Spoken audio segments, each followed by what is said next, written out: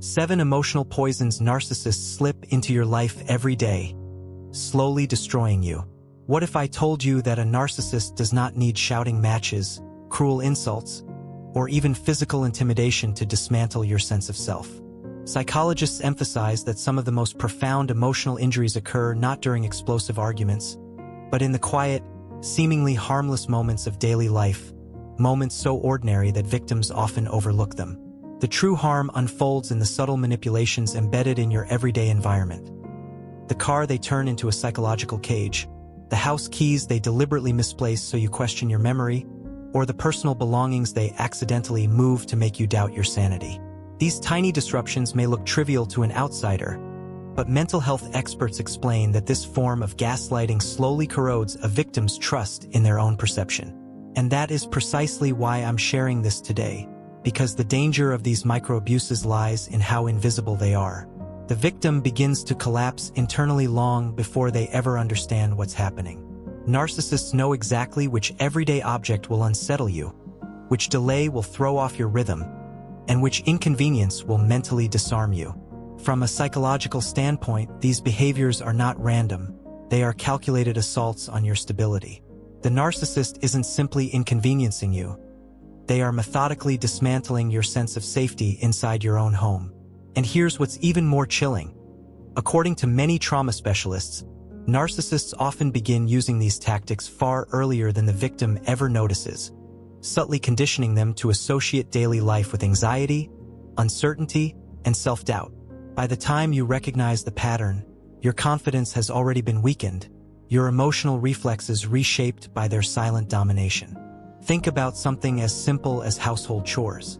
Have you ever noticed how a narcissist creates chaos on purpose? Spilled items, misplaced objects, an intentional mess left for you to deal with? Psychologists describe this as a covert form of domination, a way of reinforcing the idea that your role is to serve, repair, and absorb their disorder. What makes it even more insidious is that they do it while maintaining plausible deniability. They can shrug, pretend innocence, and insist you're overthinking it, leaving you doubting whether you're witnessing abuse or imagining it. This is how narcissistic conditioning works. It teaches you to minimize your own discomfort and normalize their exploitation. Yet clinicians emphasize that this is emotional labor you were never meant to carry, and recognizing it is the first step toward healing. Today, we're going to uncover 7 ordinary, everyday tools a narcissist uses to psychologically injure you without ever raising their voice. These are the hidden weapons they rely on precisely because they know you cannot easily prove this form of abuse. You cannot neatly explain it to friends, therapists, or family members who haven't lived through it. And while you remain under the same roof, escaping it often feels impossible. But psychologists assure us that understanding these patterns is the first real defense. Naming the behavior returns power to the victim. Identifying the tactic stops the emotional erosion. Learning to stand firm against these subtle violations becomes the foundation for recovery, self-protection, and ultimately liberation from their psychological grip. Number 1, the phone. For countless survivors of narcissistic abuse, the phone is not just a device. It becomes a trigger, a symbol of everything that happened behind their backs. Psychologists often explain that objects associated with betrayal can become trauma anchors, meaning your nervous system reacts to them long after the relationship ends. And in many toxic relationships, the phone was the battlefield. It was where the lies were told, where the cheating was coordinated, where the secret emotional life unfolded while the victim stood just a few feet away, invisible and unheard. Narcissists cling to their phones with an obsessive devotion, not because they're merely addicted to scrolling like everyone else, but because the phone becomes an extension of their ego. Psychologists describe this as supply hunting, the narcissist's constant search for admiration, attention, and validation. They do it all day long. At the dining table while you're trying to connect, in the living room while you're sitting in silence beside them, even during supposed shared moments like a restaurant date. The phone becomes their shield and their weapon, something they use to avoid intimacy, to reject vulnerability, and to silently communicate that you don't matter. Experts point out that narcissists also use their phone behavior strategically. When they scroll endlessly in front of you, they're not just distracted. They're signaling that they would rather engage with strangers online than build emotional closeness with you. This erodes the bond over time, creating what psychologists call attachment starvation. You become desperate for something they deliberately withhold. Their eyes stay glued to the screen as you speak, not because the content is interesting, but because dismissing you boosts their internal sense of power and control.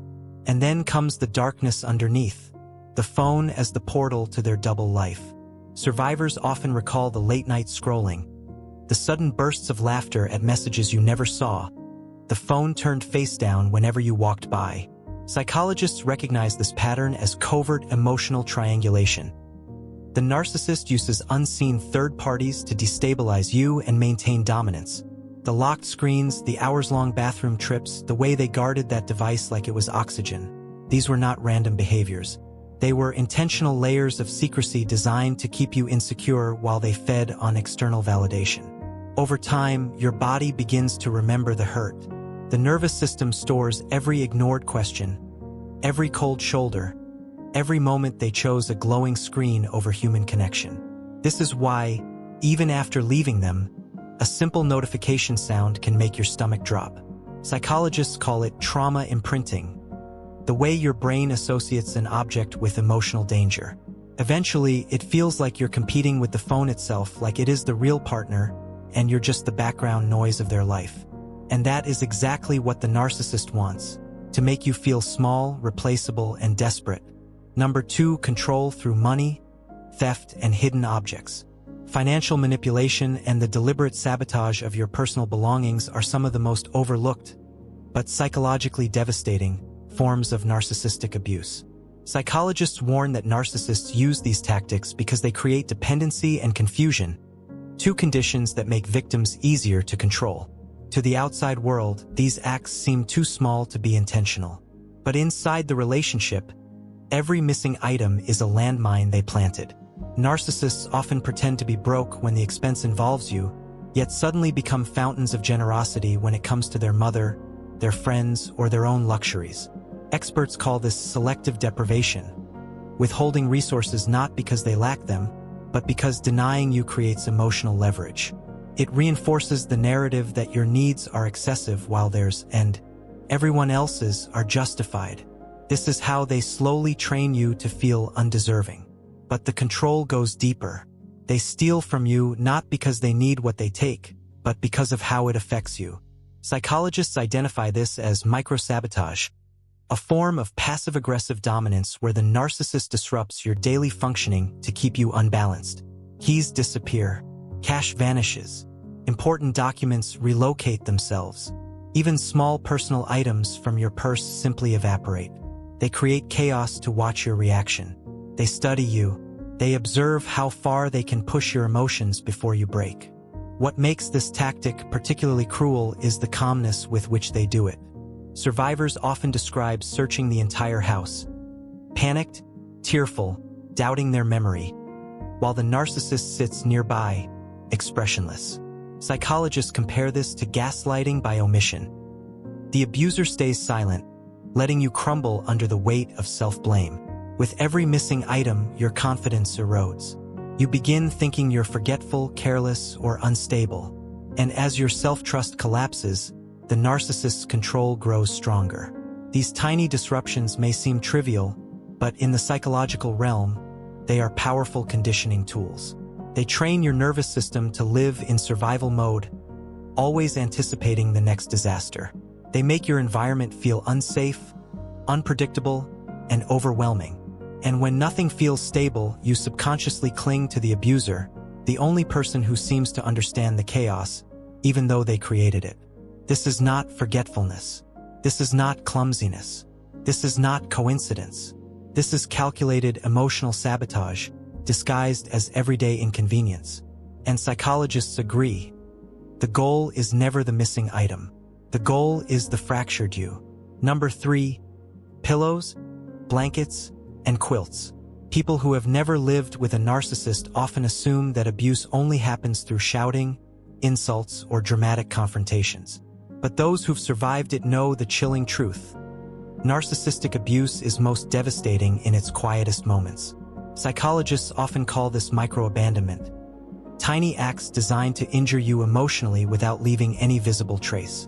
And there is no better example of this than the way they weaponize pillows and blankets. A pillow may seem harmless to an outsider, but inside a narcissistic relationship, it becomes a tool of punishment. When they place that pillow between you and their body at night, they are not simply adjusting their comfort. They are communicating rejection. Psychologists describe this as attachment withdrawal, a tactic designed to trigger your deepest survival instincts. Human beings are wired to seek connection, especially in intimate spaces like a shared bed. So when a narcissist erects that physical barrier, your nervous system interprets it as abandonment. You don't just feel ignored, you feel erased. And that is exactly why they do it. The narcissist knows that physical closeness represents safety for you. They know touch is grounding, that warmth is comforting, that nighttime intimacy is one of the few moments in the day where you feel truly connected. So when they silently shift away, letting that pillow become the wall that divides you, they are punishing you for daring to expect tenderness. Psychologists emphasize that this tactic serves a dual purpose.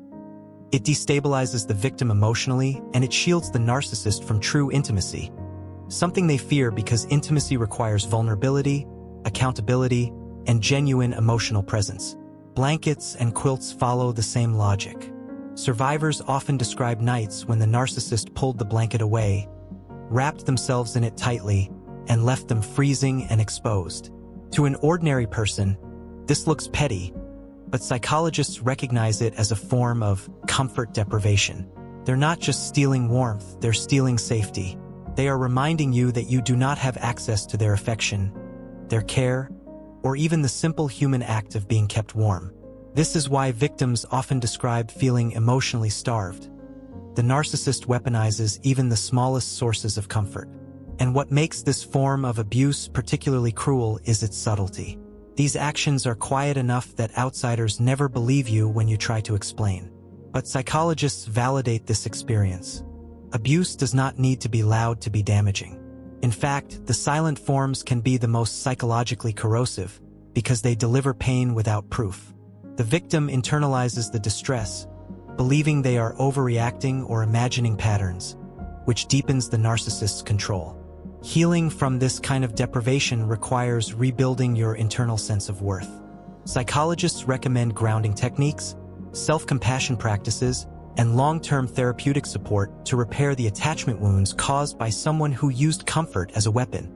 The first step is understanding that the cruelty was intentional and that you never deserved it. Number 4. The bathroom, a private space turned into a battleground. The bathroom, a place meant for privacy and basic human dignity, becomes yet another stage for psychological warfare. Survivors often feel ashamed talking about this form of abuse because it sounds absurd to anyone who hasn't lived through it. But psychologists validate how common and how damaging this tactic is. Narcissists exploit the bathroom because it is one of the few spaces where people expect peace, autonomy, and non-interference. They create messes intentionally. Dirty toilet bowls, wet floors, hair everywhere, products left open or spilled, as a way to subtly assert dominance. Psychologists call this domestic degradation, a form of emotional abuse that sends the message: your role is to clean up after me. Your comfort is irrelevant. My mess is your responsibility. This tactic reinforces the power imbalance. In their mind, the mess is a symbol of hierarchy. You clean, they command. But the psychological manipulation goes further. Narcissists also use the bathroom as a retreat, spending hours inside scrolling, relaxing, or simply escaping the reality of shared responsibility. Psychologists note that this is a manifestation of avoidant entitlement. They expect unlimited time and space for themselves, while denying you even basic access. The moment you need to use the bathroom, suddenly they urgently need it too. They knock, interrupt, or guilt-trip you for taking too long, even when you've taken only minutes. This intentional intrusion disrupts your sense of autonomy. Survivors describe the anxiety of having no safe space, not even for a moment of privacy. Psychologists explain that this triggers a chronic state of hypervigilance, where your body remains on high alert because even basic routines become unpredictable. When a narcissist occupies the bathroom for hours, leaving you physically uncomfortable and distressed, they are reinforcing one of their core messages. Your needs are an inconvenience. Healing from this requires reclaiming your right to private space. Trauma therapists encourage survivors to rebuild boundaries, first emotional, then physical, so they can reestablish their sense of safety. Recognizing that this behavior was abuse, not pettiness, is a crucial step in breaking the psychological conditioning. Number 5, light and the car control through environment and confinement. Even household lighting becomes a weapon in the hands of a narcissist. Psychologists refer to this as environmental manipulation, where the abuser controls sensory input to destabilize your emotional state. They flip lights on when you're trying to sleep, plunging you into sudden brightness that jolts your nervous system. They switch lights off when you're working or feeling uneasy, creating a sense of insecurity. These acts are not random. They are crafted to keep you off balance. Light affects the brain dramatically. Sudden brightness triggers cortisol. Darkness heightens anxiety. Narcissists know this not intellectually but instinctively. They use light to regulate your emotions in ways that benefit their control. When they sit beside you in complete darkness during a conflict, saying nothing, psychologists identify this as silent punishment combined with sensory deprivation. It creates a suffocating atmosphere where you become desperate to break the tension, often apologizing for things that weren't your fault just to escape the discomfort. Then there is the car, another confined space where narcissists reveal their true nature. Psychologists warn that cars are common settings for abuse because you cannot walk away. They trap you with their anger, their lectures, their silent treatments, or their explosive reactions. Victims often describe feeling physically locked in, emotionally cornered, and desperately powerless. In the car, the narcissist controls movement, direction, climate, sound, everything. They may drive recklessly to intimidate you, or drive slowly and refuse to speak to suffocate you with silence. Psychologists see this as situational entrapment, a tactic designed to amplify fear and dependency. Surviving this requires learning the power of disengagement. Experts advise victims to avoid emotional conversations in confined spaces and to create safety plans, mental, emotional, and practical, for moments when escape isn't immediately possible. Over time, therapy helps survivors recognize the patterns of environmental control and reclaim their sense of agency. Narcissists often turn driving into a tool of domination, using the car not as transportation but as a stage for fear-based control. When their anger flares, they grip the wheel with theatrical intensity, accelerate just enough to make your heart lurch, and take sharp turns while pretending nothing is out of the ordinary. Psychologists describe this as coercive intimidation, a tactic rooted in the knowledge that you are trapped beside them with no way to escape. They understand that fear silences you faster than any insult ever could, so they weaponize the very motion of the car to keep you compliant, wide-eyed, and too frightened to speak. Every decision they make behind the wheel becomes another reminder that your safety rests entirely in their hands, and they enjoy that power more than they'll ever admit. Yet aggression is only one of the traps they set. When they want to punish you without saying a word, they weaponize silence. They grip the steering wheel, stare straight ahead, and drive mile after mile without acknowledging your existence. Psychologists call this ambient neglect, a form of emotional starvation disguised as indifference. Sometimes they crank up music you despise until the vibrations rattle your bones, using sensory overload to wear down your resolve. Other times they keep the car eerily quiet and cold, knowing that the absence of warmth, literally and metaphorically, will make your nervous system tense and fearful. They control the temperature, the music, the windows, the mirrors, every environmental cue, because domination feels sweeter when woven into the smallest details. And when their rage deepens, their cruelty becomes even more calculated. They may keep you confined in the car for hours while they scroll on their phone, pace outside pretending they forgot something, or disappear long enough for humiliation to wash over you. Psychologists explain that this is a classic form of situational entrapment. The victim is physically stuck, emotionally isolated, and forced to sit in the discomfort the narcissist carefully engineered. Even mundane aspects of driving turn into psychological traps. Parking becomes a battlefield where they blame you for their mistakes, or an opportunity to refuse dropping you off where you feel safe. Some will even leave you stranded, teaching you a lesson rooted in cruelty rather than logic. In their worldview, the car is not a shared space. It is a mobile kingdom where they set the rules, dictate the atmosphere, and keep you emotionally caged. And that brings us to the end of this exploration. I hope these insights helped illuminate the subtle yet devastating tactics hidden in everyday moments. Share your thoughts in the comments, and don't forget to register for the free workshop I'm hosting this weekend. The link is waiting in both the comments and the description. Thank you deeply for watching and listening, and until our next conversation, may your healing not only begin, but continue with strength and clarity.